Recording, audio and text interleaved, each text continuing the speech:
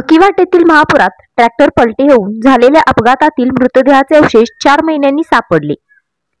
कृष्णा नदीला आलेल्या महापुरात 2 ऑगस्ट रोजी शिरोळ तालुक्यातील अकिवाट येथे ट्रॅक्टरच्या माध्यमातून रस्ता पार करत असताना झालेल्या अपघातात माजी जिल्हा परिषद सदस्य इक्बाल बैरागदार यांच्यासह 7 जण बुडाले होते. त्यातील 4 जण बचावले होते. सुहास पाटील यांचा उपचारादरम्यान मृत्यू झाला होता, तर अण्णासाहेब भसुरे यांचा मृतदेह परिसरातच 3 दिवसानंतर सापडला होता. मात्र बैरागदार यांचा मृतदेह अद्याप सापडला नव्हता.